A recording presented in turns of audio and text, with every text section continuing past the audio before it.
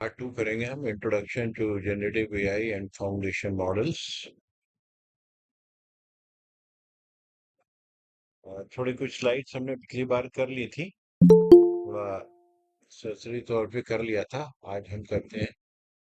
तो इसमें हम जो कवर करेंगे, what is generative AI, understanding foundation models, key milestone in generative AI, real world applications, practical resources and demos. इसको हम जो है कोशिश करेंगे कि हमारा 20 मिनट से 30 मिनट्स, मैक्सिमम 40 मिनट से जाए, उससे ज़्यादा नहीं करेंगे हम। कोशिश करूंगा मैं जल्दी से जल्दी ये 20 से 40 मिनट के अंदर आपका पूरा हो जाए।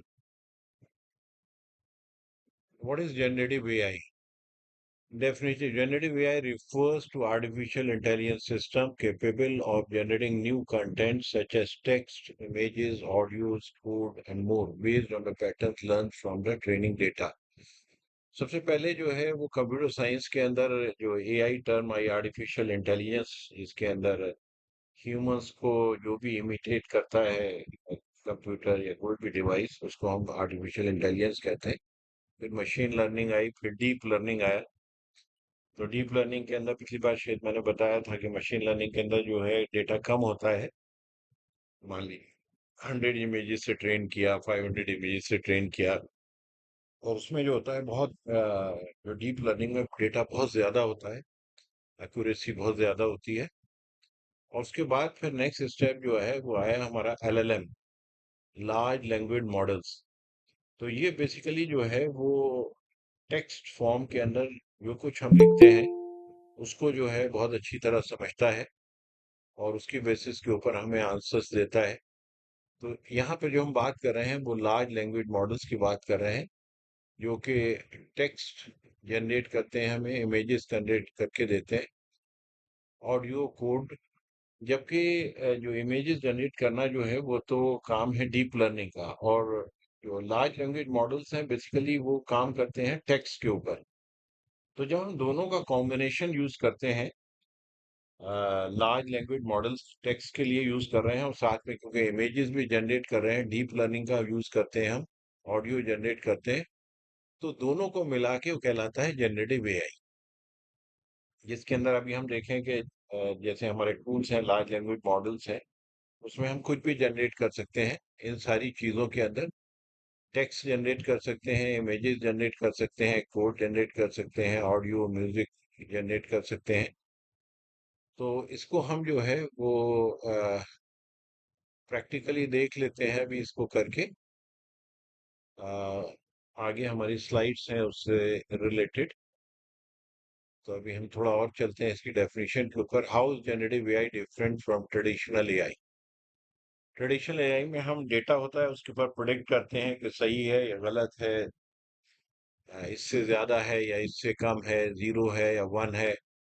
ये क्रिएटिव होता है, इसमें उससे ज्यादा है कि हम जो है वो जीरो वन पे ही बात नहीं करते, बल्कि उसके अलावा भी जनरेटिव एआई में चीजों को वो समझता है। क्लासिफिकेशन एंड डिडक्शन, इसके अंदर हम क्लासिफाई करते हैं कि ये लेफ्ट पे है, ये राइट पे है, ये ऊपर है, ये नीचे है, ये सही है, ये गलत है। तो और इसके अंदर हम बेसिकली कंटेंट जनरेट करते हैं, सही गलत की बात नहीं करते हैं। उससे एडिशनल आगे सही गलत भी वो तो बता ही देगा जो ट्रेडिशनल एआई में, उसके आगे कंटेंट भी जनरेट करता है।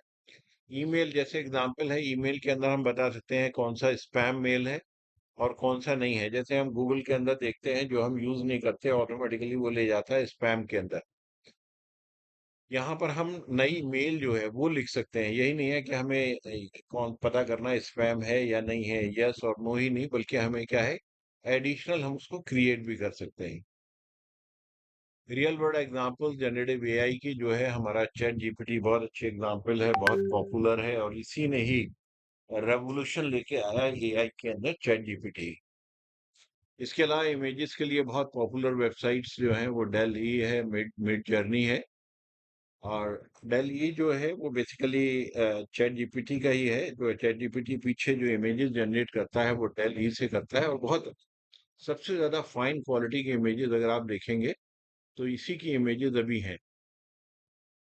डेमोज इसको हम देख सकते हैं, चैट openai.com के ऊपर जाएंगे। एक हगिंग फेस जो है ये वेबसाइट है, ये ओपन सोर्स है, कोई भी इसको यूज कर सकता है। ये बेसिकली इनका मेन मोटिव था कि एआई जो है वो सबके लिए हो और ओपन सोर्स हो। लेकिन बहुत ह्यूज वेबसाइट है, देखिए इसको थोड़ी सी कॉम्प्लेक्स है समझना। तो बहुत ज्यादा मैं इसके अंदर नहीं गया हूँ, बहुत ज्यादा यूज नहीं किया है मैंने अभी। लेकिन ओवरऑल लगता है कि ये काफी हर सारे मॉडल्स जो हैं यहाँ पर अवेलेबल हैं, यहाँ पर टेस्ट कर सकते हैं सारे मॉडल्स को हम। What are foundation models? Foundation models are large-scale models trained on a vast data set and capable of being fine-tuned for a wide range of tasks like the language understanding, generation, translation.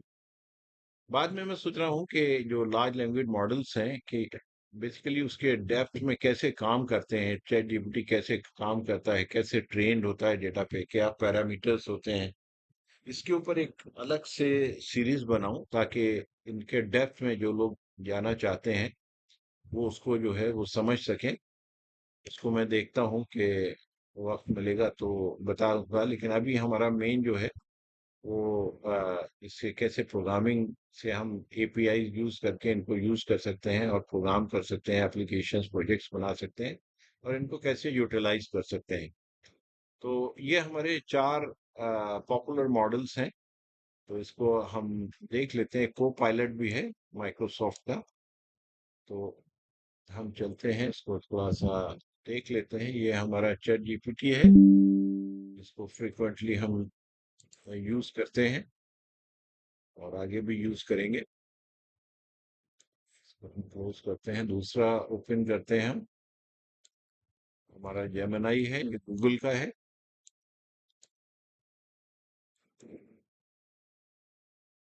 और तीसरा जो है cloud है।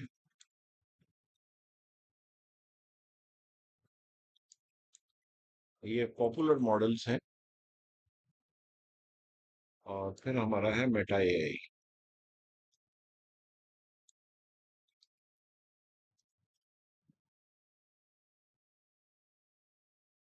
तो user interface almost similar है सबका, सब एक स्टैंडर्ड फॉलो करते हैं क्योंकि चैट जीपीटी ने जो स्टैंडर्ड सेट किया उसी को सब पूरी की पूरी इंडस्ट्री फॉलो कर रही है।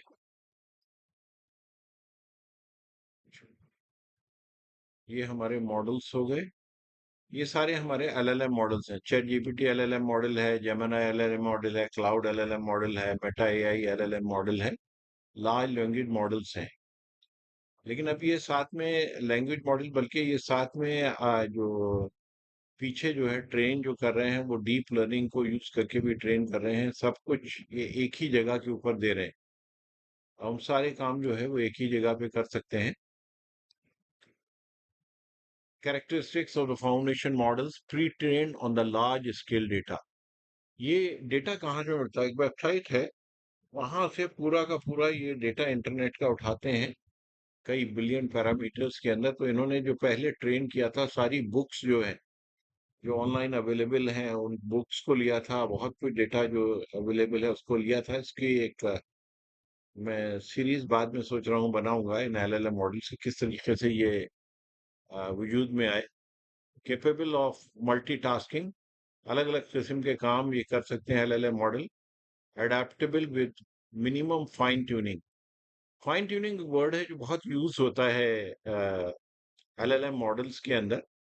तो एलएलएम मॉडल जैसे हम बनाते हैं, फिर हम क्या करते हैं, जैसे मान लो हम लॉयर हैं तो हम क्या करते हैं, लॉ का डेटा उसको और दे दिया हमने। तो लॉ का डेटा दे दिया तो उसको फाइन ट्यून कर लिया हमने लॉ के हिसाब से, तो वो लॉ के हिसाब से रिजल्ट्स बहुत अच्छे देने लगेगा। तो उसको हम बोलते हैं fine tuning. Process of adjusting a pre trained model weights to fit a specific task of the database data set. अब इसके अंदर जो टेक्निकल टर्म्स आएंगी उसकी बहुत ज्यादा फिक्र ना करें। धीरे धीरे जो है जब आप लोग सुनते रहेंगे और मैं टर्म्स को भी बीच बीच में लेता रहूंगा तो आप लोग फिर यूज टू हो जाओगे कि अच्छा इसका क्या मतलब है। Backbone of most generative AI applications. ये हमारा जो फाउंडेशन मॉडल्स है, जनरेटिव एआई जो भी एप्लीकेशंस बनती हैं उसका बेसिकली ये बेस है कि एपीआई यूज करके हम बेसिकली मॉडल्स को यूज करते हैं। Foundation models versus traditional ML models. अगर हम देखें तो ट्रेनिंग साइज जो है इसमें फाउंडेशन मॉडल्स में टेराबाइट्स में होता है, बहुत बड़ा मैसिव डेटा होता है, जबकि हम अपने मशीन लर्निंग मॉडल्स के अंदर बहुत लिमिटेड डेटा यूज कर पाते हैं। फ्लेक्सिबल भी मल्टीपर्पज होता है, यहाँ पर स्पेसिफिक एक पर्टिकुलर टास्क हम करते हैं आमतौर पे एमएल मॉडल से। Transfer learning enabled fine tuning, इसके अंदर फाइन ट्यून कर सकते हैं हम, रियरली सपोर्ट, यहाँ फाइन ट्यूनिंग नहीं है एमएल मॉडल्स के अंदर। एग्जांपल्स हमारा GPT-4, जेमिनाई, लामा, ये हो गया हमारा डिसीजन ट्री, एसवीएम। कभी कभार जो है हमारा बस इसको सपोर्ट करते हैं, जनरली जो हम काम करते हैं एमएल मॉडल से उसके अंदर फाइन ट्यूनिंग कम करते हैं, लेकिन इसके अंदर फाइन ट्यूनिंग बहुत होती है एमएल मॉडल, ये एलएलएम मॉडल्स के अंदर। Timeline evolution of generative AI. Generative AI 2017 के अंदर एक पेपर पब्लिश हुआ था, attention is all you need, transformer papers by Google. उसके बाद गूगल का बर्ट रिलीज हुआ 2018 में, फिर GPT-3 आया, 175 बिलियन पैरामीटर्स के ऊपर बेस था। फिर डेल 2 आया, फिर स्टेबल डिफ्यूजन, फिर उसके बाद GPT-4, क्लाउड, जेमिनी। अब सबके इतनी तेजी से मॉडल्स चेंज हो रहे हैं, कुछ कुछ महीने के अंदर नए मॉडल्स आ जाते हैं, तो उसको ट्रैक करना बड़ा मुश्किल है कि अभी हम इस मॉडल पे काम कर रहे हैं, कुछ ही दिन में दूसरा मॉडल आ जाता है। Why now, why is generative AI booming? Catalyst transformer architecture आया, इसने एक रेवोल्यूशन लेके आया। जीपीयू हमारे आने लगे हार्डवेयर के अंदर, जिससे स्पीड जो है वो बढ़ गई हमारी। इसके अंदर स्पीड एक बड़ा इंपॉर्टेंट क्राइटेरिया होता है जनरेटिव एआई में। ओपन सोर्स इकोसिस्टम्स, अब ओपन सोर्स चीजें आ गई। पहले जीपीटी जो था वो हर चीज के पैसे लेता था, अभी हमारे हगिंग फेस जो है उसने ओपन सोर्स एनवायरनमेंट शुरू किया कि भाई लोग जो है उसको सीख सकें। लैंग चेन है वो भी ओपन सोर्स है। Commercial APIs, APIs open AI, Google, Anthropic, ये अवेलेबल है। एपीआई से काम करने में क्या है, चीजें बहुत फास्ट होती हैं, ये मॉडल्स जो है हम डाउनलोड करके उससे काम भी कर सकते हैं, लेकिन प्रॉब्लम क्या होता है, थोड़ा स्लो हो जाता है। इनके यूजेस जो हैं वो, अगर हम देखें मार्केटिंग के अंदर कंटेंट जनरेशन होता है हमारा, हेल्थ केयर के अंदर मेडिकल रिपोर्ट ड्राफ्टिंग, एजुकेशन के अंदर ऑटो ग्रेडिंग ट्यूटोरियल, लीगल के अंदर documentation review, real estate property listing. यही नहीं है बल्कि कुछ भी आप डालें, और ज्यादातर लोग तो यूज कर रहे होंगे आप लोग इसको, कुछ भी चीज डालें आप देखें कुछ ना कुछ सॉल्यूशन निकल के आता है उसका। इससे जो है हमारा टाइम सेव होता है। जो चैट जीपीटी ने क्या किया है, अगर स्टडी हुई है, उसने जो है वो टाइम एफिशिएंसी जो है 60% तक इंक्रीज कर दी है ऑर्गेनाइजेशन की। तो काम बहुत आसान हो गया है, जो घंटों के अंदर हम लिखते थे चीजें, विद इन सेकेंड्स जो है वो हम लिख सकते हैं। क्रिएटिविटी एनहांस हो गई, मल्टी डायरेक्शन में हम देख पाते हैं यहाँ पर। स्किल्स, कंटेंट प्रोडक्शन, कंटेंट जो है बहुत प्रोडक्शन बहुत फास्ट हो गया, हर किस्म के कंटेंट्स हम बना सकते हैं। लेकिन साथ में नुकसान क्या है कि हेलुसिनेशन, फेक फैक्ट्स दे देता है ये। डेटा प्राइवेसी इश्यूज हैं, किसी का भी डेटा उठा के दे देता है ये। बायस इन जनरेटिंग कंटेंट, कंटेंट जो है वो जैसा ट्रेंड हुआ है जिस डेटा पे उसके प्रो होता है ये। और जरूरी नहीं है कि जैसे मान लिया इमेजेस हमने जनरेट की, तो ज्यादातर जो इमेज जनरेट करेगा वो, क्योंकि यूरोपियन इमेजेस ज्यादा पड़ी हुई हैं, तो यूरोपियन टाइप की इमेजेस जनरेट करेगा, तो बायस होता है। कॉपीराइट कंटेंट, किसी का भी कोई भी डेटा उठा के वो जो है शो कर देता है अपनी फॉर्म के अंदर, अपनी राइटिंग के अंदर, लेकिन डेटा जो होता है वो दूसरे का होता है, तो ये चैलेंजेस हैं। अभी एक और एमआईटी ने रिसर्च की कि चैट जीपीटी से क्या हो रहा है कि जो थिंकिंग कैपेसिटी है वो कम हो रही है लोगों की। तो न्यूरॉन्स जो यूज होते थे माइंड के अंदर, जो डेवलप होते थे क्रिएटिविटी के लिए, सोचने, जब आदमी सोचता था उससे, तो वो क्या होने लगे हैं, डेड होने लगे हैं, और उसका आगे चल के क्या रिजल्ट होगा उसका अभी पता नहीं है। अब हम इसका, ये जो चार हमने मॉडल्स लिए, इसकी थोड़ी हम एग्जांपल्स लेते हैं। जो कंटेंट हमारे जनरेशन है यहाँ पर, स्टोरीज जनरेट कर सकते हैं, टेक्स्ट, इमेज जनरेट कर सकते हैं, कोड कर सकते हैं, ऑडियो और म्यूजिक कर सकते हैं। तो टेक्स्ट फाइल हम ले लेते हैं पहले। टेक्स्ट के अंदर अभी हमने जो देखा था कैसे स्टोरीज जनरेट कर सकते हैं। अगर हम मान लीजिए हम टीचर हैं तो हम लेसन प्लान बना सकते हैं। जैसे create lesson plan for teaching class one class 1 English course NCERT book. पता नहीं इंग्लिश है नहीं है एनसीईआरटी में, कभी make it class 5th। Create lesson plan for teaching class 5 English course NCERT book.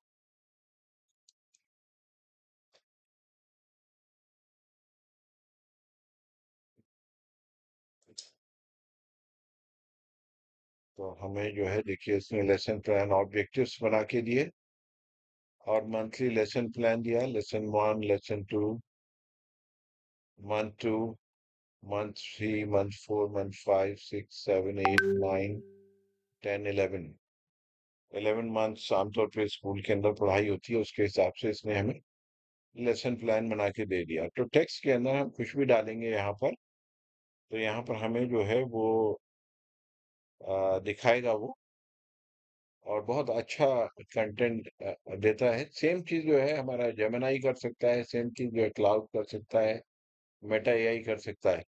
कोई भी चीज हम कोई भी यूज कर सकते हैं इसमें। लेकिन आमतौर पर लोग चैट जीपीटी क्योंकि फेमिलियर हैं, इसको ज्यादा यूज करते हैं। और नेक्स्ट हमारा है इमेजेस। इमेजेस में सबसे अच्छी इमेजेस जो है वो हमने देखा जनरेट करता है अभी तक चैट जीपीटी। लेकिन क्या है कि उस पर लोड बहुत है तो डिले बहुत करता है। तो अगर मान लीजिए मैं कहता हूँ उससे create logo for my school, मैं ये कहता हूँ इससे, और अभी कह रहा है कि ये चीजें दो मुझे।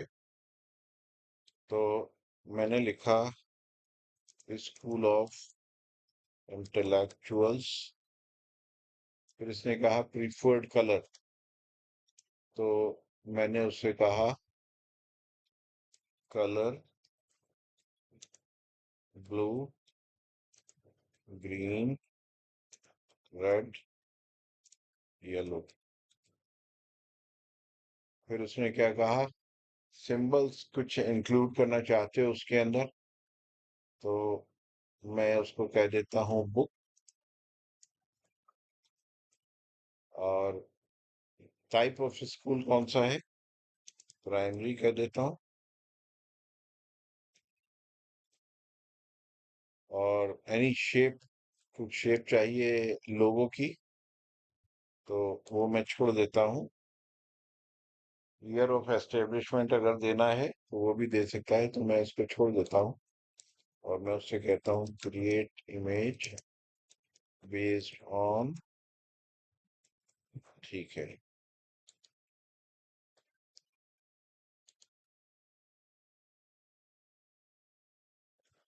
तो यहाँ पर ये लिख के आ जाता है प्रोसेसिंग इमेज। तो इसके अंदर फिर आप क्या करें, इसमें बहुत टाइम लगाता है, आता ही नहीं है। आप इसको बंद कर दें, यहाँ पर स्टॉप करके इसको दोबारा लोड करें तो इमेज जो है वो आमतौर पे आ जाती है। अभी हम थोड़ा टाइम इसको और दे देते हैं जनरेट करने में। ये इमेज जनरेट नहीं कर पाता है जेमिनाई जो है। हम इसको यहाँ पर इसी को सेम डाल देते हैं दूसरों को भी, तो दूसरे देखते हैं कैसी इमेज जनरेट करते हैं। इससे देखते हैं ये उसका प्रॉम्प्ट दे देगा लेकिन जनरेट नहीं करता है। इसको कहते हैं, और इसको कहते हैं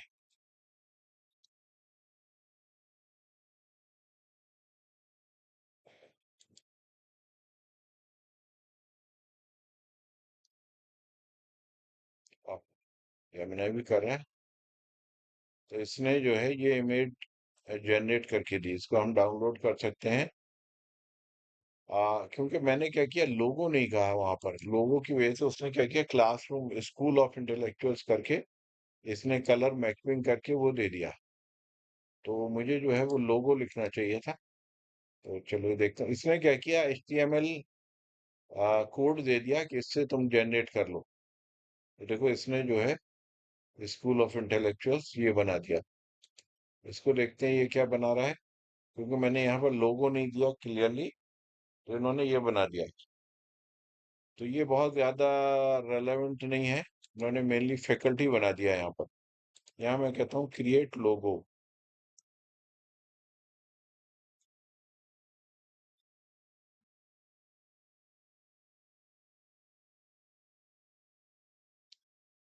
ओके, ये हो गया, ये हो गया, ये अब देखो यहाँ पर ये जो है बहुत टाइम लगा रहा है। उसको मैंने क्या किया, स्टॉप किया यहाँ पर, तो ये स्टॉप होगा नहीं, इसको दोबारा रिलोड करता हूँ।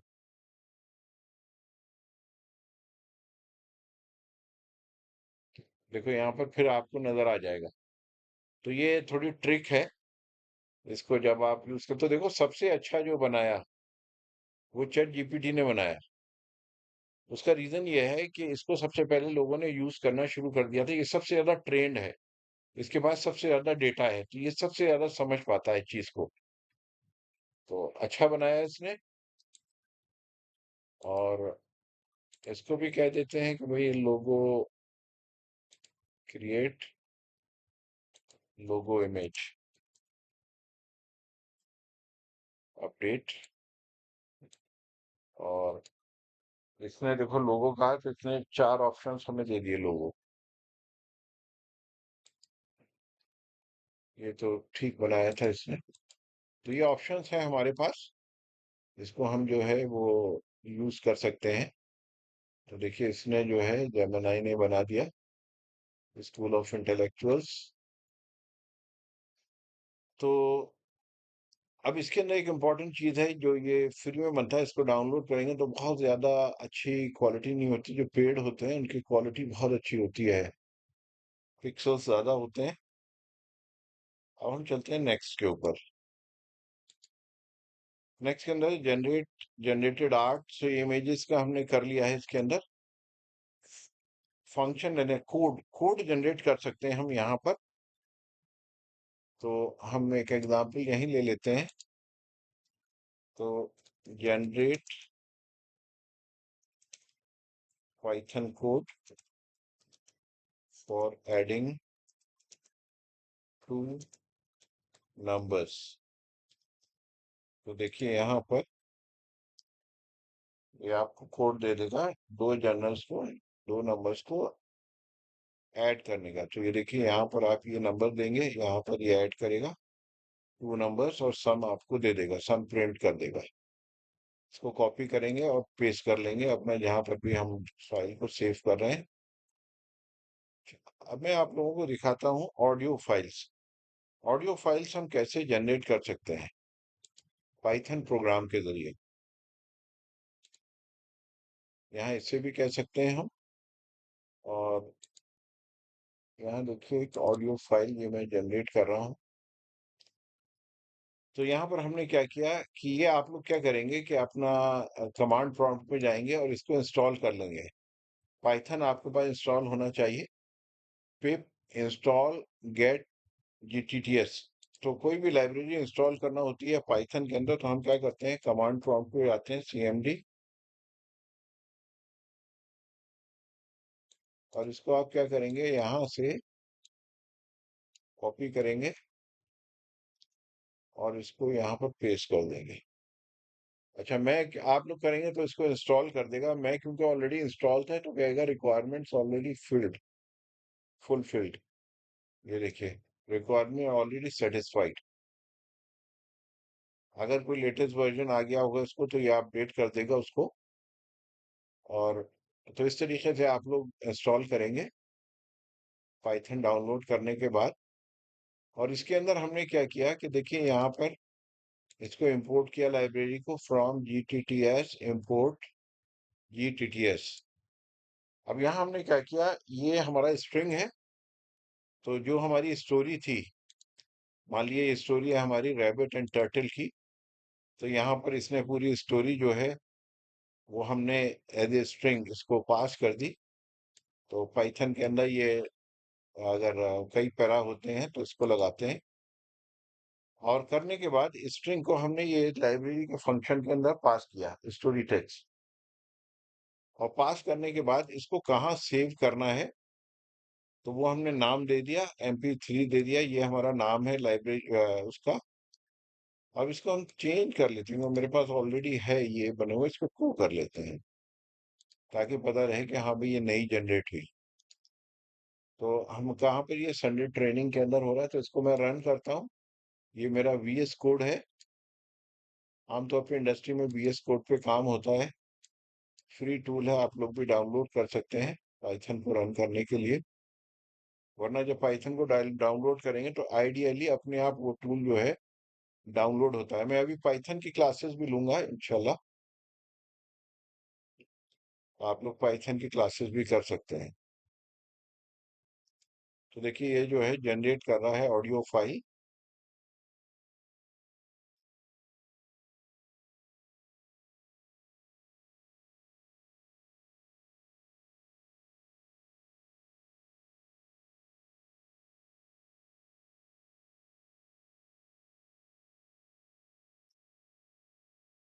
तो हमारा यहाँ पर ये स्टार्ट हो रहा है, the rabbit and the turtle. Once upon a time in a quiet forest there lived a proud rabbit।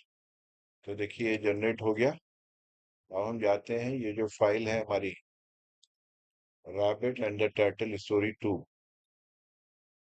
तो संडे ट्रेनिंग, तो देखिए rabbit and the turtle story, इसको हम सुन लेते हैं। तो वो जो वीडियो मैं The सिखा रहा हूँ Rabbit and the banana, Turtle.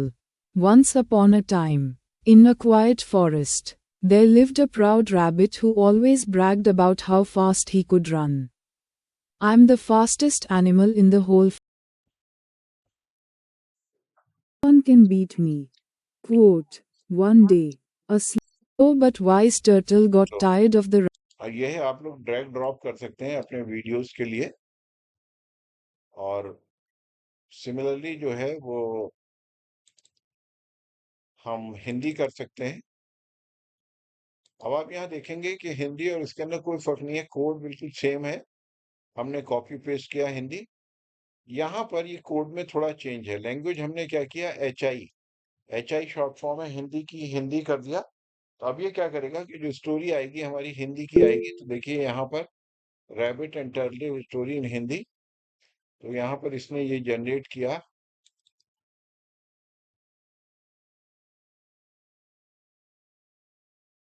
कछुआ खरगोश और कछुए की कहानी। खरगोश। एक बार की बात है, एक जंगल में एक तेज दौड़ने वाला खरगोश रहता था। वह हमेशा अपनी तेज दौड़ पर घमंड करता था। ये हिंदी हो गया। उसी तरीके से आप किसी भी जबान में, उर्दू में मान लीजिए करना चाहते हैं, तो हम उर्दू का यहाँ पर स्ट्रिंग को कट पेस्ट कर देंगे। ये हमने जनरेट किया, मान लीजिए चैट जीपीटी से जनरेट किया या किसी भी LLM मॉडल से जनरेट किया, कट पेस्ट करके यहाँ कॉपी कर दिया। तो देखिए बस 2-3 लाइन का कोड है। एक ये किया, उसके बाद हमने स्टोरी टेक्स्ट ये ली, और ये हमने तीसरी यहाँ पर क्या किया, उर्दू के लिए UR कर दिया और इसको सेव कर लिया। यहाँ पाथ दे दिया हमने। पाथ कैसे लेते हैं, अगर आप यहाँ पर जाएंगे, यहाँ पर आप क्लिक करेंगे तो ये एक पाथ आ गया एक्सप्लोरर के अंदर, इसको कॉपी कर लेंगे। कॉपी करने के बाद यहाँ पर इसको पेस्ट कर देंगे, और यहाँ जो भी नाम होगा, स्टोरी का नाम देके .mp3 कर देंगे, और बाहर ये जो है वो R कर देंगे। अगर हम फॉरवर्ड स्लैश करते हैं तो R की जरूरत नहीं पड़ती है, बैकवर्ड स्लैश करते हैं तो R हमें करना पड़ता है कोड के अंदर। बहुत छोटा सा कोड है, बहुत आसानी से डेवलप हो सकता है। इसको जब हम रन करेंगे तो हमारे यहाँ पर देखिए उर्दू के अंदर ये स्टोरी इसने, उर्दू,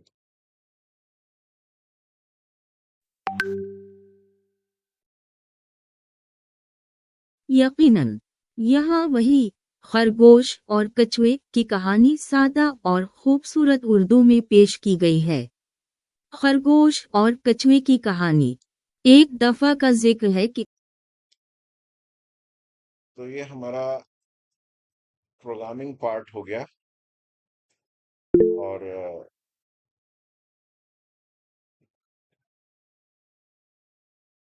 क्विज हो गया, रिफ्लेक्शन हो गया। नेक्स्ट के अंदर ये अभी हमने जो है नेक्स्ट सेशन के अंदर हम जो है इंट्रोडक्शन टू प्रॉम्प्ट इंजीनियरिंग लेंगे। Prompt format, zero shot, few shot क्या होता है, प्रॉम्प्ट टर्निंग स्ट्रेटजीज, और today's summary, generative AI that creates foundation models, backbone of the generative AI, and explore tools like ChatGPT, Gemini, and Hugging Face.